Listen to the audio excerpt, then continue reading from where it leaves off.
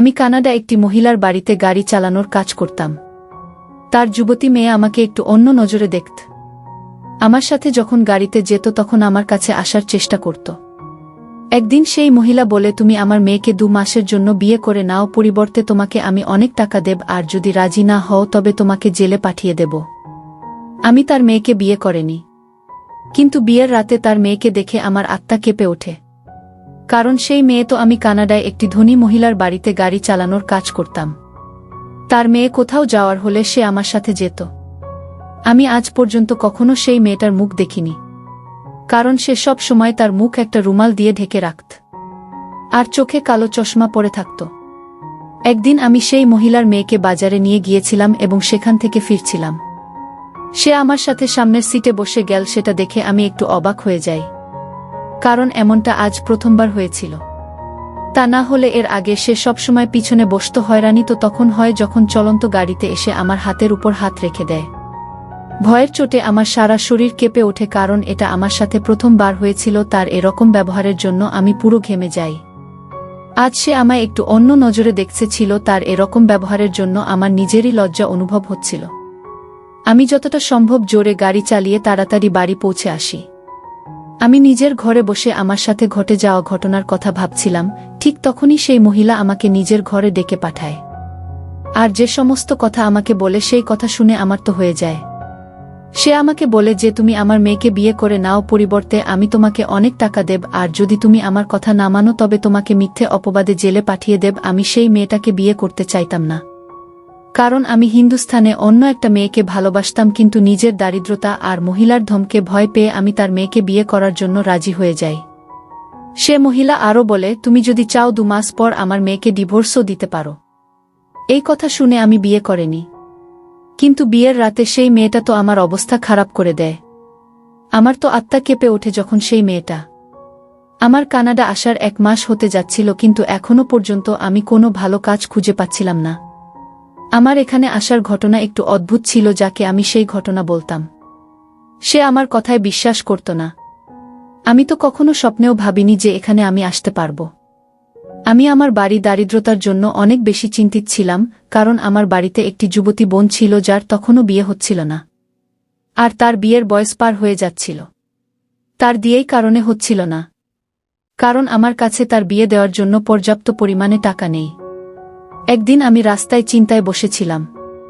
তখনই একটা লোক বড় গাড়ি করে এসে আমার পাশে বসে আর বলে, তোমাকে দেখে চিন্তিত বলে মনে হচ্ছে, যদি তুমি চাও তবে আমি তোমাকে সাহায্য করতে পারি। আমি বললাম, তুমি যাও এখান থেকে, আমি অনেক বেশি চিন্তিত, এই সময় আমার মাথা খারাপ করো না। তখন সে বলে, আমি তোমাকে কাজ দিতে এসেছিলাম। যদি তুমি আমার কথা শুনতে না চাও তো ঠিক আছে, তোমার ব্যাপার, আমি এখান থেকে চলে যাচ্ছি। আমি কিছু একটা ভেবে তাকে বলি, আচ্ছা ঠিক আছে, দাঁড়াও, আমাকে পুরো কথা বলো। কিন্তু আমি মনে মনে ভয় পেয়েছিলাম, না জানিয়েই লোকটা ফ্রড কিনা। লোকটি বলে, চিন্তা করো না, তুমি যদি সত্যিই তোমার এই রকম অবস্থার পরিবর্তন করতে চাও তবে চলো আমার সাথে, আমি তোমাকে বিদেশে পাঠাবো। তুমি পরিশ্রম করে নিজের ভাগ্য বদলাতে পারো। আমি বিদেশ যাওয়ার কথা শুনে চমকে দাঁড়িয়ে যাই। আমি ভাবি যে লোকটার পুরো কথা আমার শোনা উচিত কি জানি না, হয়তো ভগবান তাকে আমার কাছে পাঠিয়েছে আমাকে সাহায্য করার জন্য। সেই লোকটা আমাকে সাহায্য করতে চাইছিল, তাই আমি তাকে জিজ্ঞাসা করি, না আমি তোমায় চিনি আর না তুমি আমাকে জানো, তাহলে তুমি কেন আমাকে সাহায্য করতে চাইছ? তখন সে বলে, আমি রোজ কোনো না কোনো গরিবের সাহায্য করি। ভগবান আমাকে অনেক কিছু দিয়েছে, কিন্তু আমার সেই লোকটার কথা ঠিক বিশ্বাস হয় না। তার উপর আমার সন্দেহ হয়, কিন্তু আমার কাছে অন্য কোনো রাস্তাও তো ছিল না। কিছুদিন আগে নিজের ভুলের জন্যই আমি একটা কাজ হাতছাড়া করেছিলাম। আমি ভগবানের নাম নিয়ে সেই লোকটার সাথে চলে যাই। সেই লোকটা আমাকে নিয়ে একটা বড় বাংলোতে আসে, আমাকে একটা বড় ঘরে বসে চলে যায়। কিছুক্ষণ পরে সে ফিরে আসে আর তার হাতে কিছু টাকা ছিল। সেই টাকা সে আমাকে দিয়ে বলে যে এই টাকা দিয়ে পাসপোর্ট বানিয়ে নাও, কিছুদিন পর তুমি তোমার টিকিট পেয়ে যাবে। আমি তো বিশ্বাসই করতে পারছিলাম না যে ভাগ্য এভাবে আমাকে সহায় করবে। আমি তৎক্ষণাৎ টাকাটা নিয়ে সেখান থেকে চলে আসি এবং অল্প কিছু দিনের মধ্যে পাসপোর্ট বানিয়ে নিন। তারপর সেই লোকটার বাড়িতে যাই। সেই লোকটা আমার হাতে টিকিট ধরিয়ে দেয় আর বলে, কাল তোমার ফ্লাইট, সেখানে গিয়েই নম্বরে যোগাযোগ করে নিও, তুমি চাকরি পেয়ে যাবে। আমি নিজের বাড়ির লোকদের বলে কানাডা চলে আসি। কিন্তু এরপর থেকে বেরোনোর পর যখন আমি নিজের পকেটে সেই নম্বর খুঁজি তখন আমি খুঁজে পাইনি। আমার মনে হয় যে হয়তো সেই নাম্বারটা হারিয়ে ফেলেছি। আমার তো পায়ের তলা থেকে মাটি সরে যায়। এখন আমি কি করব? আমি তো এখানে কাউকেই চিনি না, জানিও না। না জানি সেই লোকটাকে ছিল যে আমাকে এত সাহায্য করে আমাকে এখানে পাঠিয়েছিল। আমার কাছে সেই লোকটার কোনো যোগাযোগ নম্বর ছিল না। কিন্তু আমি যখন সেখানে গিয়ে ফেঁসে যাই তখন আমার ভীষণ চিন্তা শুরু হয়। প্রথমে তো আমি এখানে এসে অনেক কষ্ট করে মজুরের কাজ করতে শুরু করে দিই যাতে নিজের পেটের খিদে নিবারণ করতে পারি। আমার এখানে আসার 3 মাস হতে যায় কিন্তু এখনো অবধি আমি বাড়িতে একটা টাকাও পাঠাতে পারিনি। এখানে নিজের পেট চালানোর আমার জন্য কষ্টকর হয়ে দাঁড়ায়। কোনো রকমভাবে আমি নিজের জন্য দুমুঠো দুবেলা খাবার জোগাড় করতাম। হয়তো ভগবানেরও আমার উপর দয়া হয়। আর একজন ধনী লোক তার বাড়িতে নিয়ে গিয়ে মালির কাজ দেয়। সেখান থেকে আমি ভালো মাইনে পেতাম। সেখানে মালিকের এক মহিলা আত্মীয় প্রায় মালিকের বাড়িতে আসত। সে যখনই আসত আমাকে গভীরভাবে দেখত। আমি তার এইভাবে তাকানো খুব ভালো করে লক্ষ্য করতাম। একদিন আমার মালিক তার সেই আত্মীয় মহিলার বাড়িতে আমাকে পাঠিয়ে দেয় আর বলে, আজ থেকে তুমি ওখানে কাজ করবে আর তার বাড়িতে গাড়ি চালানোর কাজ করবে। সেই মহিলা আমাকে ভালো টাকা মাইনে দেয় আর আমাকে থাকার জন্য একটা ভালো ঘর দেয়। কিন্তু এখানকার চাকরা ছোট একটা ঘরে থাকত। শুধুমাত্র আমাকেই থাকার জন্য আলাদা একটা ঘর দেওয়া হয়েছিল। এই মহিলার একটা যুবতী মেয়ে ছিল। সে যখনই কোথাও যেত নিজের সাথে আমাকে নিয়ে যেত, কিন্তু আজ পর্যন্ত আমি কখনো তার মুখ দেখিনি। সে নিজেকে একটা চাদরে ঢেকে রাখত আর তার মুখে রুমাল দিয়ে ঢাকা থাকত। কিছুদিন যেতে না যেতেই সেই মেয়েটার ব্যবহার আমার একটু অদ্ভুত লাগতে শুরু করে। যখনই সে আমার সাথে কোথাও যেত তখন সে ফেরার সময় গাড়ির সামনের সিটে বসে ফিরত আর নানা অজুহাতে আমার কাছে আসার চেষ্টা করত। আমার হাত ধরত কিন্তু ভয়ের কারণে আমি কিছু বলতে পারতাম না। একদিন সেই মহিলা আমাকে নিজের ঘরে ডেকে পাঠায় আর আমাকে বলে, তোমার বোনের জন্য তোমার কত টাকা প্রয়োজন? আমি তাকে বলি যে আমার 1 লাখ লাগবে, তার দিয়ে সমস্ত জিনিস কিনতে হবে। আমার 3 জন অবিবাহিত বোন রয়েছে, তাদের সবার বিয়ে দিতে হবে আমায়। আর আজকাল তো তুমি জানো জিনিসপত্রের কত দাম। আর তাছাড়া ছেলের বাড়িতে তো অনেক চাহিদা। সেই মহিলা বলে, তোমার যত টাকার প্রয়োজন আমি তোমাকে দেব, যা দিয়ে তুমি তোমার বোনের বিয়ে দিতে পারবে। কিন্তু আমার একটা শর্ত আছে, আর সেটা হলো আমার মেয়েকে তোমায় বিয়ে করতে হবে। তার এই শর্ত শুনে আমার পায়ের তলার মাটি সরে গেল। কারণ এরকম আমি কখনো ভাবিনি, বরং তার মেয়েকে আমার খুব একটা পছন্দ হতো না। আর তাছাড়া নিজের দেশে আমি একটা মেয়েকে ভালোবাসতাম। আমি যখন বিয়ে করব না বলি তখন সেই মহিলা আমাকে ধমকি দেয়। সে বলে, যদি তুমি আমার কথা না মানো হবে আমি তোমার নামে মিথ্যা অপবাদ দিয়ে জেলে পাঠিয়ে দেব। আমার কাছে আর কোনো রাস্তা ছিল না। বাধ্য হয়ে আমি তার কথা মেনে নিই। তখন সেই মহিলা বলে, আসলে আমার মেয়ে তোমাকে পছন্দ করে। সে তোমাকে অনেক সম্পত্তি দেবে। তুমি যা চাইবে সে তোমাকে দেবে। তুমি সারা জীবন সুখে আনন্দে থাকতে পারবে। তোমার কখনো কোনো জিনিসের অভাব হবে না। কিন্তু শর্ত একটাই, তুমি বিয়ের আগে তার মুখ দেখতে পারবেন না। বিয়ের পরেই তুমি তার মুখ দেখতে পারবে। এই সত্য শুনে আমি একটু অদ্ভুতভাবে ভাবতে থাকি, কিন্তু এত টাকা দেখে আমি সিদ্ধান্ত নিই যে তার মেয়েকে আমি বিয়ে করব। কারণ এর পরিবর্তে আমি অনেক অনেক টাকা পাব, যা দিয়ে আমার জীবন বদলে যেতে পারে। আর আমার বোনদের ধুমধাম করে বিয়ে হয়ে যাবে। আর তাছাড়া না বলার আমার কাছে কোনো কারণও ছিল না। আমি অনেক টাকা, সমস্ত সুখ ও পাচ্ছিলাম। আর এত টাকার পরিবর্তে যদি আমাকে কোনো বাজে দেখতে মেয়ে বা কোনো পঙ্গু মেয়েকে বিয়ে করতে হয় তবে আমি তাকে বিয়ে করে নেব। আমি সেই মহিলার কাছ থেকে অনেক টাকা নিয়ে দেশে পাঠিয়ে দিই যাতে যত তাড়াতাড়ি সম্ভব আমার বোনের বিয়ে হয়। কিন্তু মাঝে মাঝে আমার সন্দেহ হচ্ছিল যে কেন সেই মহিলা বিয়ের আগে তার মেয়ের মুখ দেখতে বারণ করছে। আর দ্বিতীয়ত, সে কেনই বা আমার সাথে তার মেয়ের বিয়ে দিতে চায়? কেননা কোনো কারণ তো নিশ্চয়ই আছে যা আমার থেকে গোপন করা হচ্ছিল। এই কথা ভেবে আমার মাথা খারাপ হয়ে যায়। একদিন সেই মহিলা বলে, 2 সপ্তাহ পর তোমার সাথে আমার মেয়ের বিয়ে হবে। সে বিয়ের আগেই এখানে চলে আসবে, কিন্তু তুমি তার মুখ দেখবে না। সেই মহিলা আরও বলে যে আমার মেয়ে কিছুদিনের জন্য তার মাসির বাড়ি অন্য দেশে গেছে। যখন সে ফিরবে সেদিনই তোমার সাথে তার বিয়ে দিয়ে দেব। আমিও হ্যাঁ বলে দিই। আমার মনে হচ্ছিল এই মহিলা আমাদের বিয়ে খুব সাধারণভাবে দেবে।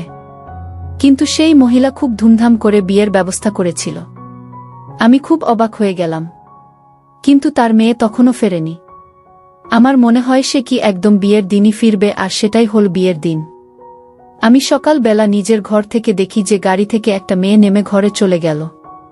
আর সব সময়ের মতোই তার মুখ রুমাল দিয়ে ঢাকা ছিল। সে ওই মহিলার মেয়ে ছিল যে আমার বউ হতে চলেছে, কিন্তু আজও সে তার মুখ রুমাল দিয়ে ঢেকে রেখেছিল। এই সব কিছু দেখে আমি অবাক হয়ে যাই। তারপর ভাবি, যাই হোক, আজই তো বিয়ে, আর কিছুক্ষণ পর বিয়ের পরেই তো এই রহস্যভেদ হয়ে যাবে। এখন শুধুই বিয়ের অপেক্ষা করছিলাম। নিজের বাড়িতেই বিয়ের ব্যাপারে কোনো কিছুই বলিনি, কারণেই দিয়ে কতদিন টিকবে, আদৌ টিকবে কি না তা আমি জানতাম না। তাই নিজের বাড়িতেই সব কিছু জানিয়ে আমি তাদের চিন্তায় ফেলতে চাইনি। আমাদের বিয়ে হয়ে যায় আর বুকে আমার ঘরে পৌঁছে দিয়ে যায় ওরা। আমি অনেক আগ্রহ নিয়ে বুয়ের মুখ দেখার জন্য যখন ঘুমটা তুলি তখনই আমি দেখি, আর আমার তো হুঁশ উড়ে যায়। সেই মহিলা বলেছিল যে তোমার বিয়ে আমার মেয়ের সাথে দেব, কিন্তু বউ সেজে যে আমার সামনে বসেছিল সে আর কেউ নয়। সে তো আমার মুখ থেকে চিৎকার বের হতে হতে থেমে যায়। আমার সারা শরীর কেঁপে ওঠে আর এক ঝটকায় আমার সামনে আমার সমস্ত অতীত চলে আসে। যখন আমি হিন্দুস্থানে ছিলাম, আমার নাম আয়ুষ, আর আমি এমএ করার পর রাস্তায় রাস্তায় চাকরির জন্য ঘুরছিলাম। দেশের বাইরে থাকা আমার সবসময়ের স্বপ্ন ছিল। যখন বিদেশে থাকা লোকজনদের জীবনযাপনের ভিডিও দেখতাম আমার মনে হতো যে যদি আমি কখনো বিদেশে যেতে পারতাম তাহলে কতই না ভালো হতো। আমি সব থেকে বড় ছিলাম আর আমার 5 বোন ছিল। কখনো কখনো মা বাবার উপর অনেক রাগ হতো যে এতগুলো সন্তান জন্ম দেওয়ার আগে নিজেদের অবস্থা, নিজেদের দারিদ্র্যতার উপর তো নজর রাখা উচিত ছিল। কি হতো যদি সে কম সন্তানের জন্ম দিত, বরং তাতে হয়তো আমাদের জীবন ধারণ অনেকটা সহজ হতো। বাড়ির বড় ছেলে হওয়ার কারণে নিজের কাঁধে অনেক বোঝা এসে পড়ে। আমি এমএ করতে করতে কাজ করা শুরু করি। সকালে কলেজ যেতাম আর সন্ধেবেলা কাজ করতে যেতাম। এইভাবে আমি নিজের পড়াশোনা শেষ করি আর ভালো চাকরির সন্ধান করতে থাকি। কিন্তু আজকের সমাজে চাকরি পাওয়া তো সহজ কাজ ছিল না। অনেক কষ্ট করে, অনেক পরিশ্রম করে একজনের গাড়ি চালানোর কাজ পেলাম। মাইনেও ভালোই দিত, সেজন্য চুপ করে আমি সেই কাজ করতে থাকি। সকাল 7টায় আমি আমার কাজে চলে যেতাম আর দুপুরে সাহেবের মেয়েকে দপ্তরে ছাড়তে যেতাম। কখনো 2টা বাজলে, আবার কখনো 5টা বাজলে ম্যাডামকে অফিস থেকে নিয়ে আসতে যেতাম। এটা ছাড়া আমার আর কোনো কাজই ছিল না। বাকি সময় আমি ফাঁকাই থাকতাম, কারণ আমার কাজ শুধু সাহেবের মেয়েকে অফিসে নিয়ে যাওয়া ও আসা থাকত। সাহেবের মেয়ে সব সময় নিজেদের মুখ থেকে রাখত। আমি কখনো তার মুখ দেখিনি, আর না কখনো তার মুখ দেখার আমার কখনো ইচ্ছা হচ্ছিল, কারণ সেখানে আমি শুধু নিজের কাজ করতে যেতাম। আমি কখনো চাইতাম না আমার কোনো ভুলের জন্য আমার কাজটা হাতছাড়া হয়ে যাক, কারণ আমার ঘরের পরিস্থিতি খুব একটা ভাল ছিল না। আমার বন্ধু বলতো সাহেবের মেয়েকে নিজের প্রেমের জালে ফাঁসিয়ে নয়, কারণ সে একজন কোটিপতি লোকের মেয়ে ছিল, আর তোকেও দেখতে কম স্মার্ট তো নয়। যদি সে তোকে একবার পছন্দ করতে শুরু করে তবে সারা জীবন তুমি আনন্দে কাটাতে পারবে। আমি সেই বন্ধুর কথা ভাবলে মাঝে মধ্যে মনে হতো আমি এমনটাই করব, কারণ বড়লোক হওয়ার এটা খুব সহজ মাধ্যম, আর এটা খুব সহজ একটা উপায়। কিন্তু ভয়ের কারণে আমি কখনো সাহেবের মেয়ের দিকে চোখ তুলে তাকাতে পর্যন্ত পারতাম না। আমি কখনো তার সাথে কথা বলার চেষ্টাও করিনি। আমার মনে হতো সে হয়তো বোবা, কথা বলতে পারে না, কারণ 1 মাসের মধ্যে আমি কখনো তাকে কথা বলতে শুনিনি। আমার বন্ধু আমাকে বলতো তুমি নিজে থেকেই কথা বলার চেষ্টা করবে, হতেও তো পারে সে হয়তো তোমার কথার জবাব দিতে পারে। আমি অনেক সাহস নিয়ে তার সাথে কথা বলার চেষ্টা করি আর বলি, ম্যাডাম আমি কাল ছুটি চাই, কাল আমি তোমায় ছাড়তে আর নিয়ে আসতে পারবো না। আমার কালকে একটা জরুরি কাজ আছে। আমি ভাবলাম সে আমাকে হয়তো কিছু একটা উত্তর দেবে বা জিজ্ঞাসা করবে যে ছুটি কেন নেবে, তোমার কি কাজ আছে, কিন্তু সে তো আমার সাথে একটা কথাও বলল না, আর শুধু মাথা নাড়িয়ে দিল। আমার নিজের উপর খুব রাগ হলো। আমার মনে হলো এই পাথর মেয়েটার সাথে ফালতু আমি কথা বলার চেষ্টা করছি। আমার মনে হয় না কোনোভাবে সে আবার ফাঁদে পা দিদি। পরের দিন আমি ইচ্ছা করে ছুটি নিই, কারণ আমি ম্যাডামের থেকে ছুটি পেয়েছিলাম। ছুটি নেওয়া ছাড়া আমার আর কোনো উপায়ও তো ছিল না। আমার মনে হল ছুটির পরের দিন গেলে সে নিশ্চয়ই আমাকে জিজ্ঞেস করবে যে আগের দিন কি কাজ ছিল, কিন্তু সে জিজ্ঞাসা করার আগে তার বাবাই আমাকে জিজ্ঞাসা করল, কাল তুমি এলে না কেন? আমি তখন বলি, সাহেব কালকে তো তুমি বাড়িতে ছিলে না। আমি তো ম্যাডামকে বলেছিলাম যে আমার কাল জরুরি একটা কাজ আছে, আমি আসতে পারবো না। সাহেব বলে, আচ্ছা ঠিক আছে, পরের বার ছুটি দরকার হলে আমাকে জিজ্ঞাসা করবে। আমার মেয়ের সাথে কথা বলার প্রয়োজন নেই, পরের বার থেকে এটা মনে রাখবে। আমি তার কথায় অবাক হয়ে ভাবতে থাকি যে সাহেব তার মেয়ের উপর এমন রাগ করে কেন থাকে। আমি কখনো তাকে তার মেয়ের সাথে ভালোভাবে কথা বলতেও দেখিনি। একদিন বাড়ির পুরনো চাকরদের থেকে জানতে পারি যে সে আমার সাহেবের মেয়ে নয়, আমার সাহেবের ভাইয়ের মেয়ে, আর তার নাম খুশবু। কিন্তু সবাই তাকে রিয়া ম্যাডাম বলে ডাকে। আসলে সে অন্য দেশের বাসিন্দা, বছরের কিছু মাস এখানে আসে। সাহেব তার কাজ একদম পছন্দ করে না, কিন্তু সে কিছু বলে না। আমি আজ পর্যন্ত ঠিক করে দেখিনি যে সে কোথায় যায় আর কি কাজ করে। আমি শুধু তাকে তার কাজের জায়গায় নামিয়ে দিয়ে চলে আসি। আর পরের দিন যখন আমি তাকে ছাড়তে যাই আর বোর্ড দেখি, তখন আমার পায়ের তলার মাটি সরে যায়। সেটা কোনো সমস্যা ছিল যেটা তৃতীয় লিঙ্গের লোকজনের দেখাশোনা করত। মেয়েটা সেই সংস্থার ভিতরে চলে যায়। আমি কিছুটা দূরে গাড়ি দাঁড় করিয়ে দিই। কিছুক্ষণ পরে সেখান থেকে তৃতীয় লিঙ্গের মানুষরা বের হয়। আমি একজন লোককে জিজ্ঞেস করি এখানকার মালিককে। তখন সে বলে, রিয়া ম্যাডাম সে অনেক উচ্চ বংশের মেয়ে, আর সে অনেক ধনী পরিবারের মেয়ে, এবং পাশাপাশি সে একজন ভালো মনের মানুষ। সেখানে তৃতীয় লিঙ্গের মানুষদের পড়াতে আসে। আমি মনে মনে ভাবলাম, রিয়া ম্যাডাম কত ভালো, তৃতীয় লিঙ্গের মানুষদের কত খেয়াল রাখে। এখন আমার তাকে অনেক পছন্দ হতে শুরু করে। কিছুদিনের মধ্যে তার সাথে আমার কথা বলা শুরু হয় এবং অল্প কিছুদিনের মধ্যে তার সাথে আমার বন্ধুত্ব তৈরি হয়। এখন প্রায়ই আমাদের কথা হয় গাড়িতে বসলে। এখন সে আর মুখে রুমাল দেয় না। সারা রাস্তা আমরা কথা বলতে বলতে আসতাম। আমারও তার কাকার মতো তৃতীয় লিঙ্গের মানুষদের নিয়ে কাজ করা পছন্দ হতো না, কিন্তু আমি কখনো তাকে এ ব্যাপারে কিছু বলতে পারতাম না। আমার মনে হতো সে ও হয়তো আমাকে পছন্দ করে। আমাদের কথা বলার খবর সাহেব মানে রিয়ার কাকার কানে চলে যায়, আর সে আমাকে তার ঘরে ডেকে পাঠায় আর বলে, তুমি যদি রিয়ার ব্যাপারে সত্যিটা জানতে পারো তবে উল্টো পায়ে ফিরে যাবে। দেখা করা তো দূরের কথা, তার দিকে তাকাবে না কখনো। আমি তাকে জিজ্ঞাসা করি, কি সত্যিই আছে রিয়ার ব্যাপারে? আমি তোমাকে বিয়ে করতে চাই। সাহেব আমার কথা শুনে আমার দিকে অদ্ভুতভাবে তাকাতে থাকে আর বলে, সে মেয়ে নয়, বরং সে একজন তৃতীয় লিঙ্গের মানুষ। তুমি কি করে তাকে বিয়ে করবে? তার এই কথা শুনে আমার মাথা ঘুরতে শুরু করে। আমার মাথায় আকাশ ভেঙে পড়ে।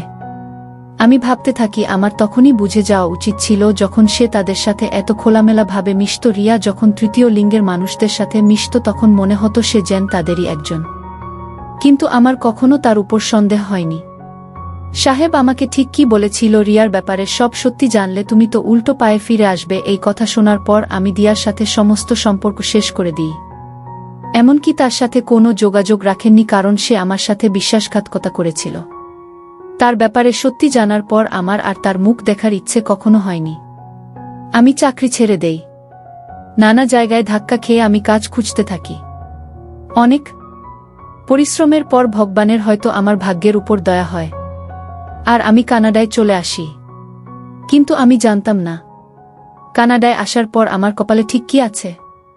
নিজের বিয়েতে রাজি হওয়ার সময় আমার একবারও রিয়ার কথা মনে আসেনি, কিন্তু এখন যে আমার সামনে আমার যে বসে আছে সে আর কেউ নয়, বরং রিয়া। যতটা অবাক আমি তাকে দেখে হয়েছিলাম ততটাই সে আমাকে দেখে হয়েছিল। আমি হাত দিয়ে মাথা ধরে বসে পড়লাম। আমি তো এটা ভেবেই পাগল হয়ে যাচ্ছিলাম যে আমি একজন তৃতীয় লিঙ্গের মানুষকে বিয়ে করে নিলাম। আমার তো মাথা ঘুরতে শুরু করে, কিন্তু আমার কাছে তো আর কোনো রাস্তা ছিল না। আমি তার মায়ের কাছ থেকে টাকা আগেই নিয়ে নিয়েছিলাম, যেটা আমি নিজের বাড়িতে পাঠিয়ে দিয়েছিলাম। সেই টাকায় নিজের বোনের বিয়ের প্রস্তুতি চলছিল। যদি আমি টাকা না নিতাম তবে সেই মুহূর্তেই আমি সেখান থেকে পালিয়ে যেতাম। কিন্তু আমার লোভ আজকে আমাকে এই জায়গায় নিয়ে এসেছে।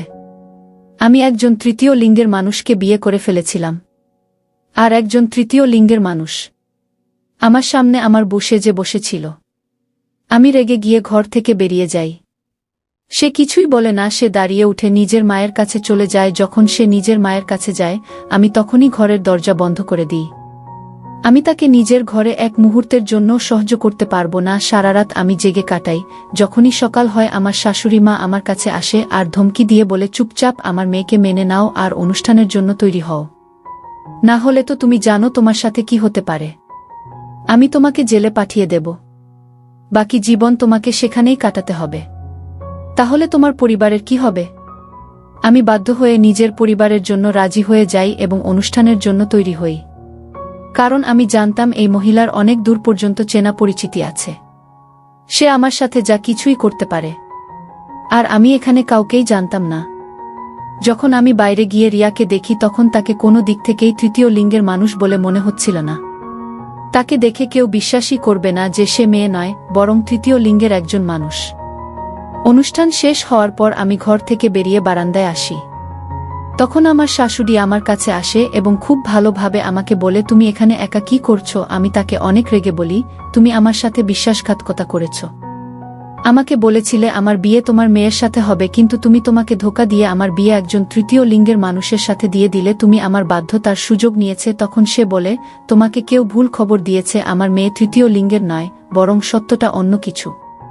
তুমি হয়তো জানো না। আমি রেগে গিয়ে বলি, আমি কোনো সত্যি শুনতে চাই না, তুমি আমাকে রেহাই দাও। শাশুড়ি কিছু বলার আগে রিয়া ঘর থেকে বেরিয়ে বলে, ঠিক আছে, 2 মাস পরে তুমি আমাকে ডিভোর্স দিয়ে দিও, আর হিন্দুস্তান চলে যেও। আমার মা তোমাকে যত পয়সা দিয়েছে তারা 1 টাকাও তোমাকে ফেরত দিতে হবে না, কিন্তু আমার একটা শর্ত আছে। রিয়ার কথা শুনে আমি খুশি হই। ঠিক আছে, 2 মাস পরে সত্যি সত্যিই আমি মুক্তি পেয়ে যাব। তার শর্ত এটাই ছিল যে 2 মাসের জন্য সবার সামনে আমার সাথে একজন ভালো বলের মতো ব্যবহার করতে হবে, কারণ সবেমাত্র আমাদের বিয়ে হয়েছে আর আমাদের নিমন্ত্রণ বাড়িতে যেতে হচ্ছিল। আমি অনেক অবাক হয়ে ভাবতে থাকি যে এখানে কানাডায় কেন কেউই আর আসল ব্যাপার জানে না, যে সে আসলে কে। আমি 2 মাস তার দিকে পুরো নজর রাখি, কিন্তু আমি কিছুই জানতে পারি না। দিনের সময় তার সাথে আমার সবসময় থাকতে হতো, কিন্তু রাতের বেলা আমি অন্য ঘরে চলে যেতাম আর সে নিজের ঘরে থাকত। এভাবে 2 মাস পূর্ণ হয়ে যায়। আমি ডিভোর্স পেপার তৈরি করিনি। আমার শাশুড়ি আমাকে বলে, তুমি আরও একবার ভেবে দেখো, এখনো সময় আছে, তুমি আসল সত্যি জানো না। দেখো যেন এমন না হয় যেসব সত্যি জানার পর তোমাকে আফসোস করতে হয় আর নিজের করা ভুল সিদ্ধান্তের জন্য তোমাকে পস্তাতে হয়। আমি বুঝতে পেরেছিলাম যে সে আমাকে আটকানোর জন্য এমন বলছে। সে আমাকে নিজের মেয়ের সাথে রাখতে চায়, কিন্তু আমি হিন্দুস্তান ফিরে যাওয়ার সিদ্ধান্ত নিয়েছিলাম। আমি ডিভোর্স দিয়ে ফিরে আসি। ফিরে এসে আমি নতুনভাবে নিজের জীবন শুরু করতে চাই, কিন্তু আমার কোনো চাকরি ছিল না। সেজন্য আমি আবার পরিশ্রম করা শুরু করে দিই। আমার মনে যে সব স্বপ্ন ছিল সব শেষ হয়ে যায়। 3 বছরের কঠিন পরিশ্রমের পর আমি নিজের একটা ব্যবসা শুরু করি। এই ব্যবসার কাজে আমি একটা মিটিং করতে আমাকে বন্ধুর কোম্পানিতে যেতে হয়। সেখানে রিয়াকে দেখে আমি আশ্চর্য হয়ে যাই, আর এটা জেনে তো আমি আরও অবাক হয়ে যাই যে সে আমার বন্ধুর বউ। আমি বন্ধুকে ডেকে বলি, এটা তুমি কি করেছ? তুমি কাকে বিয়ে করেছ জানো? আমার বন্ধু আমার হাত ধরে অন্য একটা ঘরে নিয়ে গিয়ে বলে, এখানে নাটক করার কোনো দরকার নেই। আমি বললাম, তুমি কি জানো তুমি কাকে বিয়ে করেছ? সে বলে, হ্যাঁ আমি জানি, আর আমি সেই সব জানি যা তুমি জানো না। আমি বললাম, তুমি কি পাগল হয়ে গেছো? আমার বন্ধু বলে, না, আমি পাগল হয়ে যাইনি, বরং আমি রিয়ার ব্যাপারে সব সত্যিটা জানি। রিয়া তৃতীয় লিঙ্গের মানুষ নয়, বরং একটা খুব ভালো মেয়ে। সে যখন জন্মেছিল ডাক্তার মনে করেছিল হয়তো সে তৃতীয় লিঙ্গের মানুষ, কিন্তু 5 বছর বয়সে তার একটা রোগ হয়, আর অপারেশনের ফলে সে একদম সুস্থ একটি মেয়ে হয়ে যায়। কিন্তু তার পরিবারের লোকেরা এসব কথা বিশ্বাস করে না। তার পরিবার প্রতিবেশী লোকেরা তাকে তৃতীয় লিঙ্গের মানুষ বলতে থাকে। লোকের কথায় বিরক্ত হয়ে তার মা বাবা তাকে কানাডায় নিয়ে চলে আসে। নিজের পড়াশোনা শেষ করে রিয়া তৃতীয় লিঙ্গের মানুষদের নিয়ে কাজ করার কথা চিন্তা করে, কারণ তাকে সবাই তৃতীয় লিঙ্গের মানুষ বলে অপবাদ দিত। কিন্তু সেটা ছিল না। তারপরেও পরিবারের লোক প্রতিবেশীরা তার জীবনটাকে নরক বানিয়ে দিয়েছিল। প্রিয়া ভাবে যারা সত্যি তৃতীয় লিঙ্গের মানুষ হয় তারা না জানি কত কঠিন পরিস্থিতির মুখোমুখি হয়। সেজন্য সে বছরের কিছু মাস হিন্দুস্তান যায় এবং সেখানে গিয়ে একটা সংস্থা খুলে। তার এই কাজের জন্য তার আত্মীয়দের সন্দেহ আরও মজবুত হয় যে সে মেয়ে নয়, বরং একটা তৃতীয় লিঙ্গের মানুষ। এর মধ্যে তোমার সাথে তার দেখা হয়, সে তোমাকে পছন্দ করতে শুরু করে, কিন্তু তুমিও বাকি সবার মতোই ছিলে। আর তার কাকার কথায় সে তাকে ছেড়ে চলে গেলে। তোমার চলে যাওয়ার পর সে অনেক অসুস্থ হয়ে পড়ে। যখন তার মা তোমার কথা জানতে পারে তখন তোমাকে কানাডায় নিয়ে আসে। তোমার যাওয়ার সব ব্যবস্থা ও সেই করেছিল, যে কোনোভাবে তার মেয়ের সংসার সাজাতে চেয়েছিল সে, সেই জন্য তোমাকে জোর করে বাধ্য হয়ে করে আর বিয়ের ইয়ার সাথে দেয়। সে ভেবেছিল বিয়ের পর তোমার সমস্ত ভুল ধারণা শেষ হয়ে যাবে আর তুমি সব সত্যিটা জেনে যাবে যে একজন সাধারণ মেয়ে। কিন্তু তুমি তো আর কোনো কথাই শোনেনি, আর তাকে নিজের ঘর থেকে বের করে দিয়েছিলে। তুমি রিয়াকে সেটাই ভাবছিলেন যেটা লোক তোমাকে বলেছিল। যদি তুমি একবার তার কথা শুনতে তবে তুমি সব সত্যি জানতেই পারতে, কিন্তু তুমি তো তাকে ডিভোর্স দিয়ে ফিরে চলে এলে। তোমার ফিরে আসার পর সে আবার ভেঙে পড়ে। সেই সময় আমি তাকে সাহস যোগাই। তার সব সত্যি জানার পর আমি তাকে বিয়ে করার প্রস্তাব দিই, আর আমরা সারা জীবনের জন্য হিন্দুস্তান চলে আসি। এই সব কথা রিয়া নিজে আমাকে বলেছে, যাতে ভবিষ্যতে তোমার মতো আমিও যাতে তাকে না ছেড়ে চলে যাই। এই সব কথা শুনে আমার মনে হচ্ছিল যেন আমার শরীর থেকে প্রাণ বেরিয়ে যাচ্ছে। এটা আমি কি করেছিলাম? আমি নিজেই নিজের পায়ে কুডুল মেরেছিলাম। আমার বন্ধু 6 বছর ধরে বিদেশে ধাক্কা খাচ্ছিল, সে কোনো ভালো চাকরি পাচ্ছিল না। রিয়াকে বিয়ে করার পর আজ সে এত বড় কোম্পানির মালিক। আমার বন্ধু আমাকে বলল, অনেক বড় সৌভাগ্য তোমার জীবনে এসেছিল, কিন্তু তুমি লোকের কথা শুনে নিজের ভাগ্য নিজেই নষ্ট করেছ। তোমার দুর্ভাগ্য যে রিয়ার মতো মেয়েকে তুমি ছেড়ে দিয়েছ। সব কথা শোনার পর অনেক দুঃখ নিয়ে আমি সেই অফিস থেকে চলে আসি। এই সব কিছুর জন্য দায়ী আমি নিজেই। এই সব কিছুর জন্য দোষ আমারই ছিল। যদি সে সময়ের সব কথা শুনতাম তাহলে আজ রিয়া আমার বউ হতো। আমি তার সাথে অনেক ভুল করেছি, এই জন্যই ভগবান আমার কাছ থেকে ওকে সরিয়ে একটা নতুন জীবন দিয়েছে তাকে। আমার আফসোস করা ছাড়া আর কোনো রাস্তা ছিল না। এই ভুলের বোঝা সারা জীবন আমাকে বয়ে নিয়ে বেড়াতে হবে, কারণ আমার ভুলের সাজা আমাকে ভোগ করতে হবে, আর এইভাবেই আমাকে জীবন কাটাতে হবে।